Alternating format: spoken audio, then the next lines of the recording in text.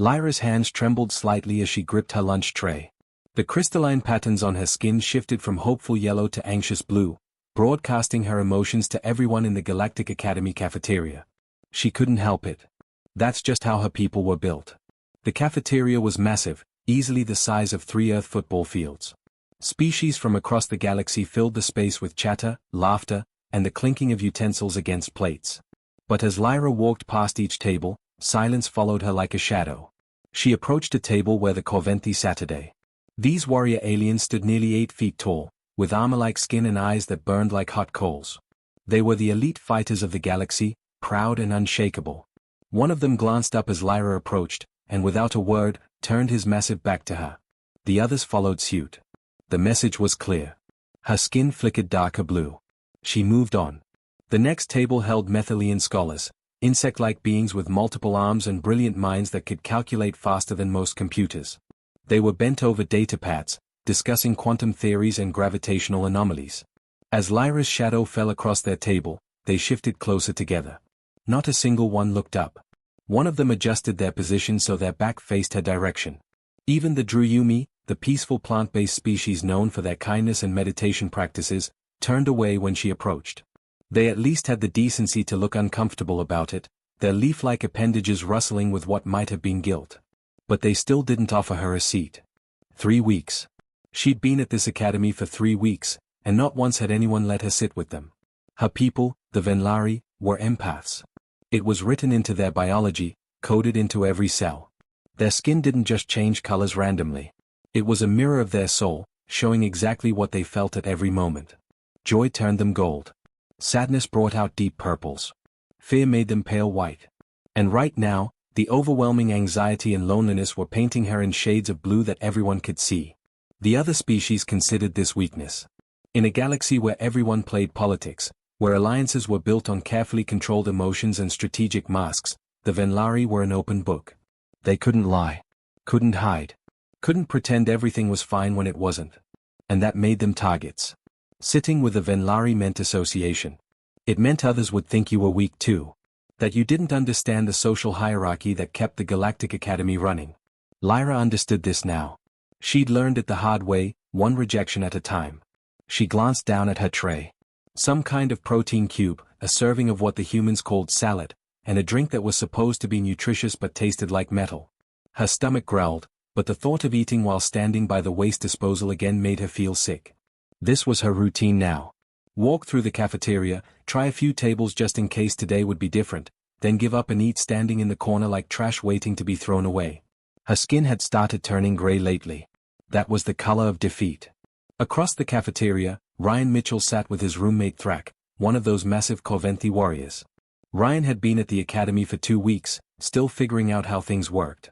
He was average height for a human, maybe 5'10", with dark hair and an easygoing smile that seemed out of place in this competitive environment. He'd noticed the blue-skinned girl the first day he arrived. Hard not to. She was the only person who ate alone, standing up, facing a wall. He'd asked Thrak about it. That's a Venlari, Thrak had explained in his deep, rumbling voice. Their emotions show on their skin. Makes them weak. Unpredictable. You'd be wise to avoid her. But Ryan had watched her every day since then. Watched her try, get rejected, and retreat. Watched her skin shift from hopeful colors to sad ones. Watched her eat alone while hundreds of students laughed and talked around her. It reminded him of something. Back on Earth, his little sister had been bullied in middle school. Different, they'd called her. Too sensitive. Too emotional. He'd sat with her every lunch period that year, even though his friends had given him grief about it. Even though it had cost him his spot at the cool table. He'd never regretted it. Now, watching Lyra head toward the waste disposal area again, something clicked in Ryan's chest. That same protective instinct. That same sense of this is wrong. He picked up his tray and started to stand. Thrak's massive hand clamped down on his arm. The Corventi's grip was strong enough to crack bone if he wanted. Don't, Thrak warned. His burning eyes were serious. You'll mark yourself. Everyone will see you as weak too. You're new here, Ryan. You don't understand what you're risking. Ryan looked at his roommate. Then he looked at Lyra, standing by the disposal unit, her skin now a defeated gray color. He pulled his arm free from Thrak's grip. Yeah, Ryan said quietly. I understand exactly what I'm risking. He walked across the cafeteria. Every step felt like it took forever. Students noticed. Conversations stopped. Heads turned. The massive room began to fall silent as everyone watched the human walk toward the outcast. Ryan reached Lyra just as she was about to dump her untouched food. He set his tray down on the nearest empty table and pulled out a chair. Tough crowd, huh? He said with an easy smile. Lyra's skin flashed bright white with shock. Her eyes went wide.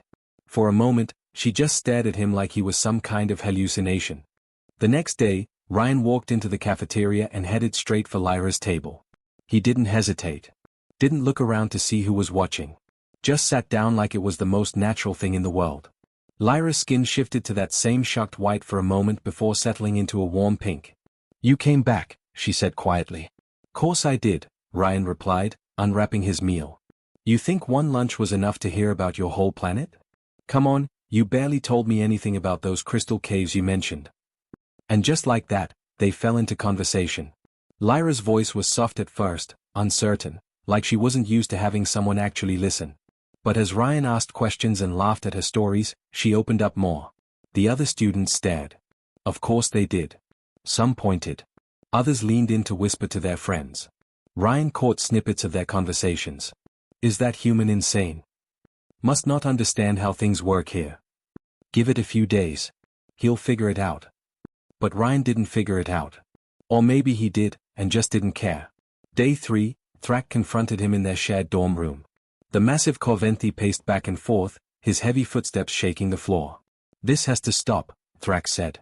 Commander Vex spoke to me today. About you. Ryan looked up from his homework. Oh yeah? What did he say? He said you're wasting your potential. Thrak's voice was frustrated. You're human.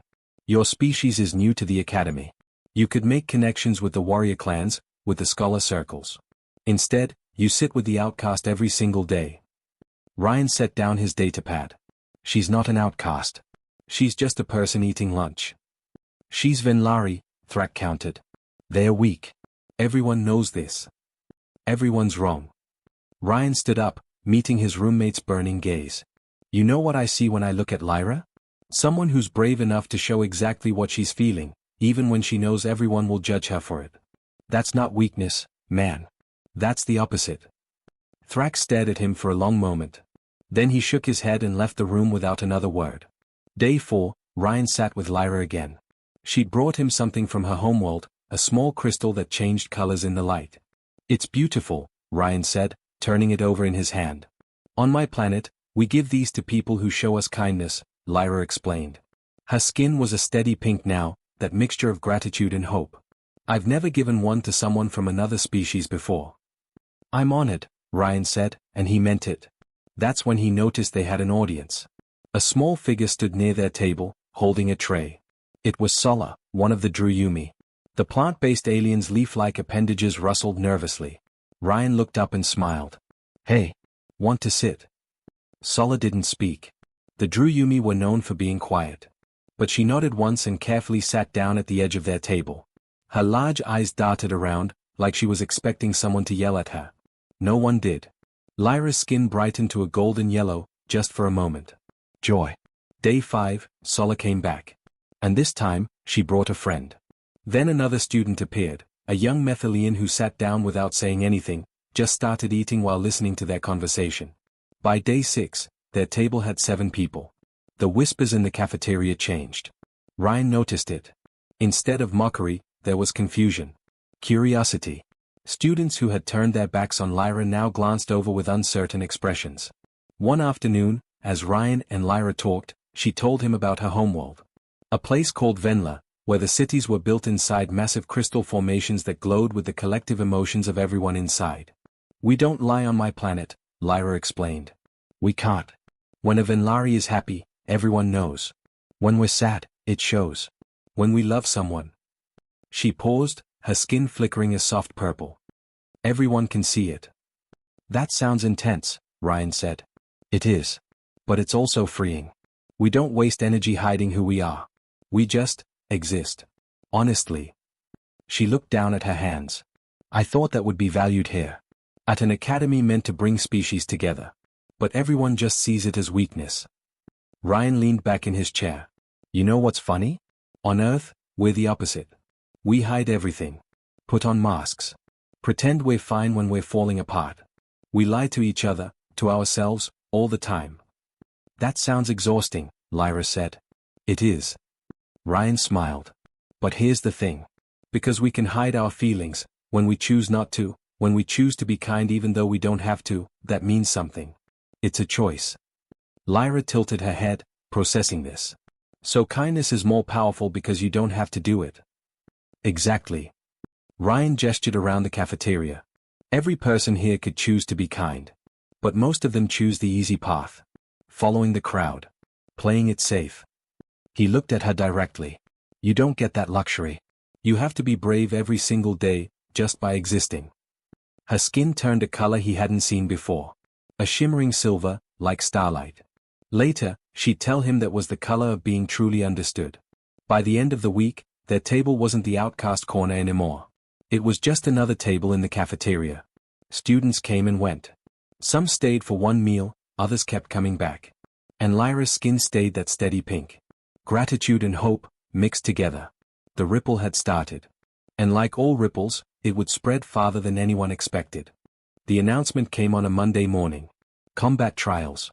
Every student at the Galactic Academy had to participate. It was tradition, a test that had been running for over 300 years. Teams of 5 would face challenges designed to push them to their limits. Ryan stood in the assembly hall with hundreds of other students as the dean explained the rules. Strength. Strategy. Cooperation. The trials would test all 3. Teams will be selected by lottery, the dean announced, her 4 eyes scanning the crowd. You will work with who you're assigned. No exceptions. The lottery system was supposed to be fair. Random. But somehow, Ryan wasn't surprised when Lyra's name was called last in their group. The system might have been random, but the groan from 2 Coventhi students when they heard her name definitely wasn't. Their team was Ryan, Lyra, Sulla the quiet Druyumi, and 2 Coventhi warriors named Krell and Vaughn. The 2 warriors made their feelings clear immediately. Great, Krell muttered, his armor-like skin practically crackling with irritation. We get stuck with the emotion display. Vaughn crossed his massive arms. We'll be lucky to finish in the top 50. Lyra's skin flickered from pink to pale blue. Ryan stepped between them. We're a team, he said firmly. That means we work together. All of us. Krell snorted. Whatever, human. Just try not to slow us down too much. The first challenge was announced 3 days later. A zero-gravity obstacle course through a massive chamber filled with floating platforms, rotating barriers, and energy fields that would stun anyone who touched them. Teams had to get all 5 members from start to finish. Time limits applied. Ryan watched the first few teams go. The Coventhi teams bulldozed through with pure strength and aggression. The Methalian teams calculated every angle, moving with precision. Some teams made it look easy. Others didn't make it at all. Then it was their turn. The chamber was enormous, easily 100 feet in every direction. Without gravity, there was no up or down, just endless space filled with obstacles. The platforms glowed blue, rotating slowly.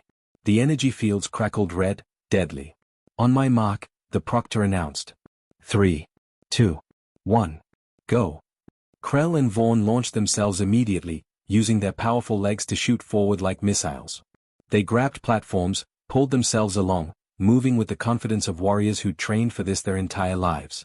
Sulla went next, her plant-like body surprisingly graceful in zero gravity. She'd been calculating trajectories since they entered the chamber, and it showed. Every movement was efficient, precise. Ryan pushed off, his human adaptability kicking in. Zero gravity was weird, but not impossible. He'd watched enough of the other teams to figure out the basics. Grab, pull, push, don't overthink it. But Lyra didn't move.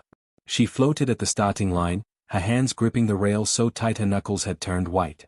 Well, as white as crystalline skin could get. Her entire body had shifted to dark purple. The color of overwhelming fear. Venlari. Krell shouted from ahead. Move. She didn't. Couldn't. Ryan could see her trembling even from 15 feet away. He made a decision. Instead of continuing forward, he grabbed a platform and redirected himself back toward the start. Vaughn shouted something about wasting time, but Ryan ignored him. He floated up next to Lyra. In zero gravity, he could position himself right at her eye level. Hey, he said softly. Look at me. Her eyes met his. They were filled with panic. Breathe, Ryan said. Just breathe with me.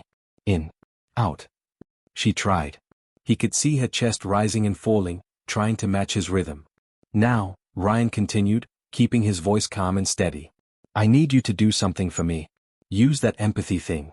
What do you feel for me right now? Lyra blinked. Her people were empaths. They could read emotions like humans read books. She'd mentioned it before, but Ryan had never really asked her to use it.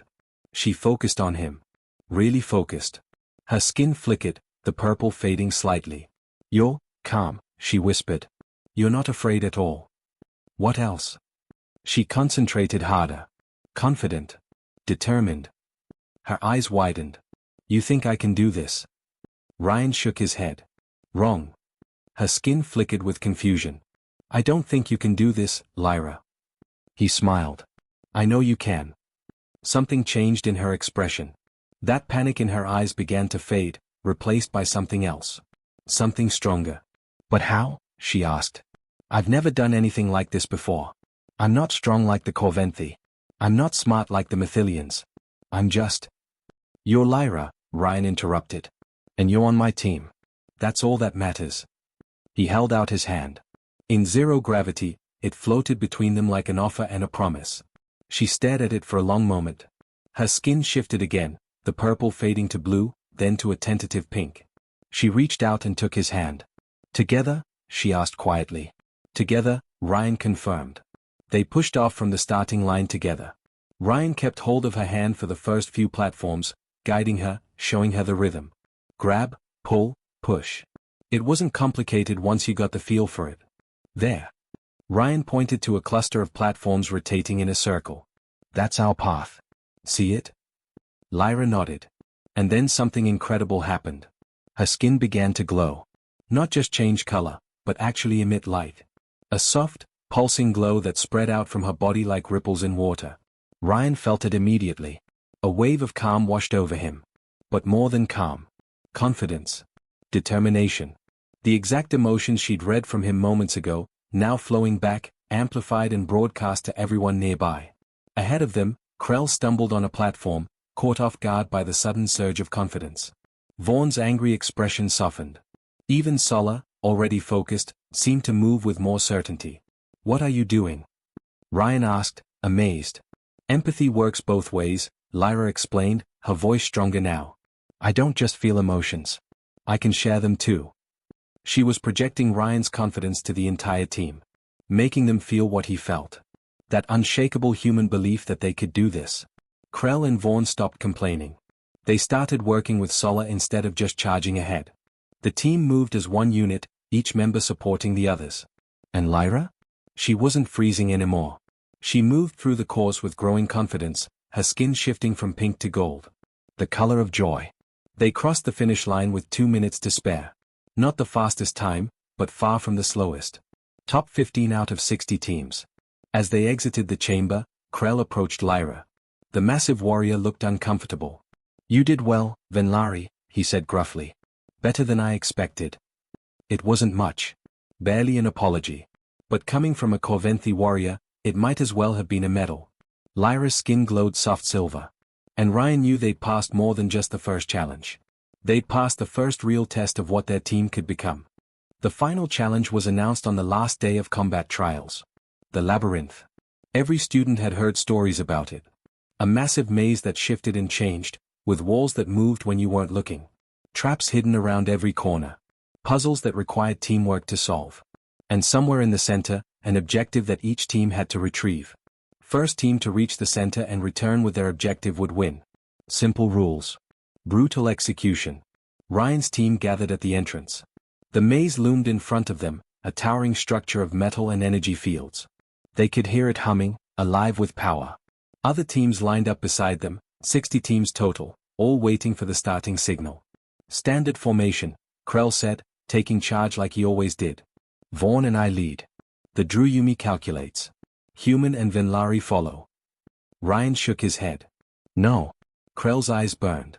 What? Lyra leads, Ryan said firmly. The silence that followed was deafening. Even Sola looked up from her calculations, surprised. Vaughn actually laughed, a harsh barking sound. The Venlari? Krell said slowly, like he'd misheard. You want her to lead us through the labyrinth? That's insane, Vaughn added. She barely made it through the obstacle course. She made it through because of her abilities, Ryan countered. He turned to Lyra, who'd gone very still, her skin flickering between pink and pale blue. Think about it. This maze is filled with teams. 60 teams, all feeling things. Fear near traps. Confidence when they find the right path. Frustration at dead ends. Lyra can feel all of that. Understanding dawned on Sola's face. Emotional echoes, the Druyumi said softly. She can sense where others have been. What they've experienced. Exactly. Ryan looked at Krell. She's not just our teammate. She's our navigator. Our advantage. Krell stared at Lyra for a long moment. Then, surprisingly, he nodded once. Fine. But if this costs us? It won't, Ryan said. The starting signal blared. Teams rushed into the maze, shouting, pushing, desperate to get ahead. Ryan's team hung back for just a moment as Lyra closed her eyes and focused. There, she said, pointing left. That path.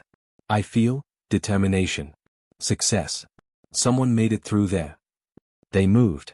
The maze was dark, lit only by strips of blue light along the floor. The walls were smooth metal, cold to the touch. And they moved. Ryan saw one shift right in front of him, closing off a passage they'd been about to enter. Left again, Lyra directed, her voice growing more confident. No, wait. Stop. They froze. 5 seconds later, the floor where they would have stepped lit up red and energy crackled across it. A trap. Around it, Lyra said. Carefully. They made progress. Real progress. While other teams hit dead ends and triggered traps, Lyra guided them through like she had a map only she could see. And in a way, she did. A map made of emotions, painted across the maze by every team that had entered before them. Fear here, she'd say. Avoid that corridor. Confidence ahead. That's the right way. Pain. There's a trap nearby. They were making record time. Ryan could see it in the way Krell and Vaughn moved, with growing respect instead of doubt. Even Sola seemed impressed, her leaf-like appendages rustling with what might have been approval. Then they heard the screams. Everyone stopped. The sound echoed through the maze, high-pitched and terrified. Multiple voices, crying for help. Another team, Sola said. Not our problem, Vaughn stated immediately. We're close to the center. We could win this. But Lyra had gone completely still, her skin flashing white. They're trapped, she whispered. A section collapsed. 4 of them. They're terrified. One is hurt badly. Ryan was already moving. Which direction? Ryan, no, Krell said, but there was less certainty in his voice than before. The rules don't require rescue. If we stop now. Which direction, Lyra? Ryan repeated. She pointed. 2 corridors right, then straight. But Ryan, we'll lose our lead. We'll lose the trial. Ryan looked at his team. Really looked at them. Krell, the warrior who'd called Lyra weak. Vaughn, who'd groaned when she joined their team. Sola, who'd been the first to sit at their cafeteria table. And Lyra, whose skin was now shifting between colors rapidly, torn between winning and helping. My sister almost died when I was 15, Ryan said quietly. Trapped under bleachers that collapsed at her school. 3 teachers ran past her to get out. 1 gym coach stayed. Dug through metal and concrete with his bare hands to reach her. He met each of their eyes. That coach didn't win anything that day. No medal. No trophy. But he's still the bravest person I've ever met. Silence. Then Krell moved. The massive Corventhi stepped toward the direction Lyra had pointed. We get them out, he said gruffly. Quickly. Vaughn followed without argument. Sola was already calculating the fastest route. Lyra's skin turned gold. Pure joy. They ran through the maze. Lyra guided them, sensing the trapped team's fear like a beacon. They found the collapsed section quickly. A wall had caved in, pinning 4 Methelian students under debris. Energy still crackled across the rubble, making it dangerous to touch. Vaughn, Krell, start moving the larger pieces, Ryan directed, falling into leadership naturally. Sola, can you calculate which supports to remove first? Already on it, the Druyumi replied. Lyra, I need you to do something, Ryan said. Those students are panicking. Can you project calm? Keep them from hurting themselves trying to get out. She nodded. Her skin began to glow, that soft pulsing light spreading out. The Mythilians screaming stopped. They went still, calm washing over them even as they remained trapped. The rescue was brutal. Ryan's hands were bleeding within minutes from pulling at sharp metal. Krell and Vaughn worked like machines, their warrior strength finally put to use for something that mattered. Sola directed them with precision, calculating which piece to remove next to avoid further collapse. 15 minutes. That's how long it took to free all 4 Mythilians. One had a broken leg, another was unconscious. Ryan and Krell carried them, while Vaughn cleared the path ahead. By the time they got the injured students to the maze entrance where medical teams waited, Ryan knew the truth. They'd lost. Other teams had already reached the center. Their chance at victory was gone. Krell stood beside him, breathing hard. The warrior's armor-like skin was scratched and dented. He looked at Ryan for a long moment. "Your sister's coach," Krell said finally. He was right. Winning isn't everything. Ryan smiled. "Glad you think so. Because we definitely didn't win." But as they walked away from the maze, Lyra's skin stayed gold. And somehow, Ryan felt like they'd won something more important than any trial. The closing ceremony took place in the Grand Hall, a space so massive it could hold every student at the academy with room to spare. The ceiling stretched high above them, displaying a holographic view of the galaxy, thousands of stars twinkling in the darkness. Ryan sat with his team in the middle section, surrounded by the other competitors. The atmosphere was tense. Everyone knew who'd won. A Corventhi elite team had reached the center of the labyrinth first, retrieved their objective, and returned in record time. They sat in the front row, practically glowing with pride. Ryan's team sat quietly. Krell had his arms crossed, looking straight ahead. Vaughn seemed lost in thought. Sola's appendages were still, completely motionless. And Lyra's skin had settled into a soft blue. Not quite sad, but not happy either. Uncertain. The Dean took the stage.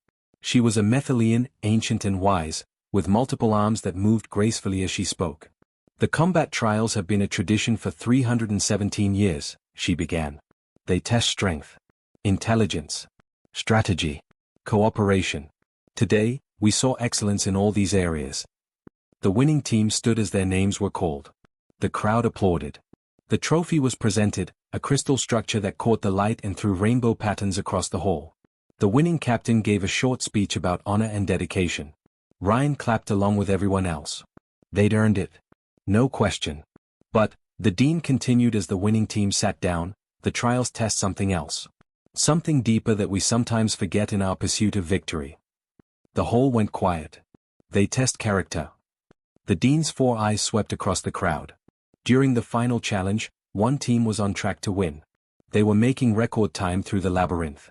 They could have finished in the top 3, perhaps even first place. Ryan felt his teammates shift beside him. Instead, they heard screams. Another team, trapped and injured. And these 5 students made a choice. The Dean paused. "Team 17. Please stand." For a moment, nobody moved. Then Ryan stood, and his teammates followed. He could feel hundreds of eyes on them. "Come forward," the Dean said. The walk to the stage felt longer than the entire labyrinth. Ryan's heart pounded. He had no idea what was happening. Beside him, Lyra's skin flickered through several colors rapidly. Nervous energy. They lined up on stage, facing the crowd. The Dean stood beside them. "Ryan Mitchell," the Dean said, and Ryan's stomach dropped. "A human. Your species has been part of this academy for only 3 years. You arrived here 2 months ago. In that time, you were warned repeatedly about your choices. Told you were wasting your potential. That kindness was weakness." The hall was silent enough to hear a pin drop. Yet when faced with a choice between victory and compassion, you didn't hesitate. You ran toward danger to save students you didn't even know. Students from a species that wasn't your own. The Dean turned to face the audience. "This human showed us something we've forgotten. That strength isn't just about conquest or competition. It's about who we choose to protect when no one is watching. When there's no reward. When it costs us everything." Ryan saw some students in the crowd look away, uncomfortable. The Dean moved to stand beside Lyra. "And this Venlari student. Lyra. How many of you shunned her? Turned your backs? Refused to let her sit at your tables?" Lyra's skin went pale. Ryan instinctively moved closer to her. Her people show emotions on their skin. You called this weakness. Vulnerability. A flaw. The dean's voice grew stronger. Yet today, her abilities saved 4 lives. Her empathy guided her team through impossible challenges. She projected calm to trapped students, preventing them from injuring themselves further in panic. Tell me, how is this weakness? A Corventhi student in the 3rd row looked down at his hands. A Methelian in the front shifted uncomfortably. This team, the dean continued, gesturing to all 5 of them, demonstrated what the Galactic Council was founded on. Not dominance. Not superiority. But cooperation. Compassion. The understanding that every species, no matter how different, has value. She turned back to them. From somewhere offstage, another Methelian appeared carrying a small box. The Council's merit, the dean announced, is awarded once every 10 years. It honors not achievement, but character. Not victory, but virtue. It is the highest honor this academy can bestow.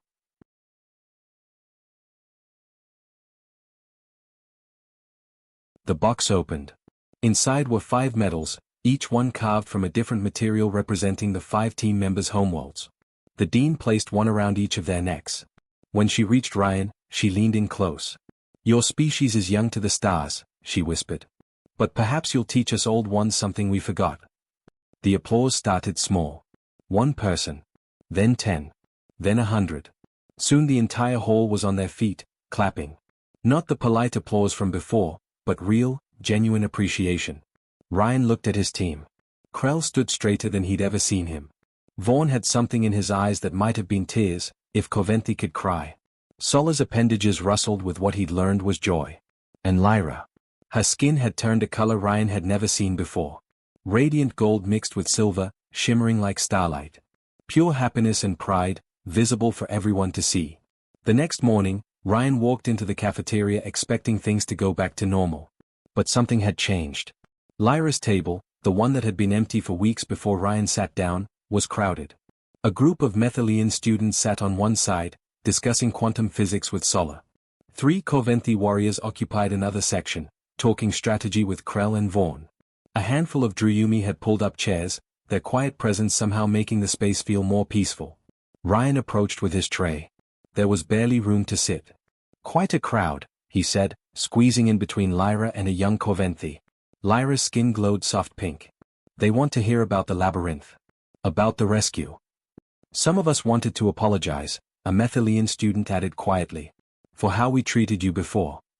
Another student, a Druyumi Ryan didn't recognize, nodded. And some of us are just curious. About Earth. About humans. About why you think so differently than everyone else. Ryan took a bite of his food, considering. We don't think that differently. We just remember that everyone's fighting their own battle. And sometimes, the bravest thing you can do is help someone fight theirs. The conversations flowed around them. Species that normally never mixed were sharing stories, laughing, asking questions. The rigid social hierarchy that had ruled the cafeteria for years was cracking. Over the following weeks, it became normal. Students stopped caring about who sat where. The outcast table became just another table. Then several tables. Then the whole concept of outcast tables disappeared entirely. 3 months later, Lyra stood before the Galactic Council as her planet's first student ambassador. Ryan stood beside her, along with the rest of their team. The council chambers were even more impressive than the Grand Hall, with representatives from hundreds of worlds watching. Lyra's speech was broadcast across the galaxy. Her skin shifted through colors as she spoke, no longer hiding her emotions but wearing them proudly. I learned more about strength from one human moving his lunch tray than from a lifetime of being told I was weak, she said. Ryan showed me that kindness isn't the opposite of strength. It's strength's truest form. That vulnerability isn't weakness. It's honesty. And that sometimes the bravest thing you can do is simply sit down beside someone everyone else has abandoned. She paused, her skin glowing gold. Perhaps that's humanity's gift to the stars. Not superior technology or military might. But the simple, revolutionary idea that we're all worth saving. That compassion isn't a liability. It's the only thing that will keep us united as we face the challenges ahead. The council chambers erupted in applause. That evening, back at the academy, Ryan sat in the cafeteria. The place was packed, as always. But now he saw Venlari students laughing with Corventhi warriors. Methilians teaching Druyumi their calculation methods. Species mixing and talking and learning from each other. A new student entered. Human, looked like a freshman, completely lost. She stood at the entrance with her tray, eyes wide, clearly overwhelmed. Before Ryan could move, Lyra was already walking toward her. Her skin glowed confident gold. Tough crowd, here? Lyra said with a smile that Ryan recognized. I'm Lyra. Want to sit with us? The human girl looked shocked. Then relieved. Then grateful. Yeah, I'd like that. As they walked back to the table together, Ryan smiled. The ripple they'd started had become a wave. And waves, once started, never really stopped. They just kept spreading, touching shores no one ever expected them to reach.